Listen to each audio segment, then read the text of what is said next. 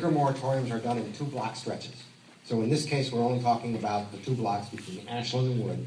And you see it depicted on this map with the red lines. So that is the area of the liquor moratorium. The map also shows you that that whole area is zoned B1. So what the liquor moratorium does is it prevents the establishment of a new tavern or packaged goods store in the area, in this 2-block stretch. So that would be a use that has as its principal purpose the sale of alcohol, or either for consumption on the premises, or what we call a liquor store where you can buy it and take it home. It does not prohibit what is known as incidental sale of liquors. So you can have a restaurant, you can sell all the liquor as part of the food sales in that restaurant as you'd like, and you can also sell packaged goods out of a restaurant. Most restaurants don't do that, but there's a few that do, and actually could sell you, a pint bottle or a bottle of wine to take home, as well as a drink at the bar. The incidental is permitted, the principal use is not.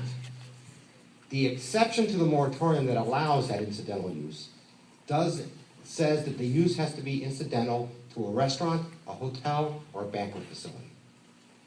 Doesn't say incidental to production. The general law allows it. So in the general liquor license law, you're allowed to have an incidental license to production, but not under the moratorium. They sort of left out a few words. So we have the difficulty that we're not really a restaurant. That's not the business model. I know I would make everybody's lives easier, and Robert would, if we could just be a restaurant, but that's not the intent here. And we don't want to change the business plan and kind of mislead the community into what we are proposing. So because we cannot be incidental to production, it raised the issue of having to lift the moratorium. Once a moratorium is lifted, it cannot be reestablished for 1 year. So it has a 1-year window where that moratorium wouldn't be here. Now, and I don't know if can you go back to the picture slide? The area is also zoned B1. The B1 zoning also does not allow a tavern or packaged goods sales. So even if you lift the moratorium, you cannot have a bar or a liquor store established unless the property zoning were changed. So you essentially have 2 layers of protections here. Some of us call it belts and suspenders. So I just want to make it clear that even if that moratorium were lifted, you wouldn't have the ability to do the liquor store still or the tavern. There's also a problem for us with the B1. The B1 does not allow production. So we can't, sort of the basic business model of producing beer here and having a tap room doesn't work well with the B1. The category for that is the C1, and unfortunately the C1 does allow the liquor stores and the taverns. So what we're trying to prevent. What we have proposed as a solution, and maybe we can go to the next slide, is we have 2 options with the moratorium. Initially, the only thought was lifting the moratorium, but in discussions with the neighbors and some of the community leaders, we've looked for a more creative option. So we are willing to first pursue amending the law. Remember how I said that incidental could only be to restaurants, hotels, and banquet facilities? We thought that if we amended the moratorium exception to allow incidental to production, then we actually could get an incidental license here, incidental to the production, and not have to lift the moratorium. Now, that would be a change in the general law.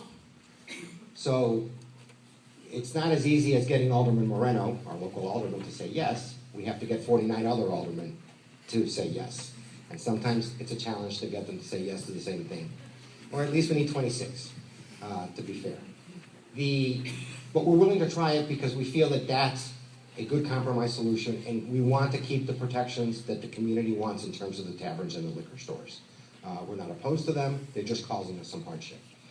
If that doesn't work for some reason, and I won't know unless we know that we have community support for the ideas, and then we attempt it, then we would be limited to lifting the moratorium. In terms of the zoning, the C1 seems to be the only viable solution. But there's something called type 1 C1, or type 1 rezoning. And a type 1 is when you attach conditions to the rezoning. So I actually can describe that it's a C1, but it only allows, and I call this use a brew pub, so it only allows a brew pub, and specific limitations on the activities of that brew pub. So it's not a blanket C1. Robert couldn't close down shop, and then based on the C1, you get a tattoo parlor or a tavern. That won't work, because you're limited to the restrictions. So that seemed a good way, from a zoning perspective, to do two things. Ensure that the property, if it had C1 zoning, wouldn't be converted to a use that the community would not want. And secondly, some people have talked about precedent, or the fear that if we zone one property C1, then everybody else on the block can become C1, and before we know it, we have something we don't want. Well, by creating very limited zoning, you create very limited precedent. What's the precedent from ours being C1? A brew pub. Not a tavern, not a liquor store, it's a brew pub. And it's also not, a 5-story condo.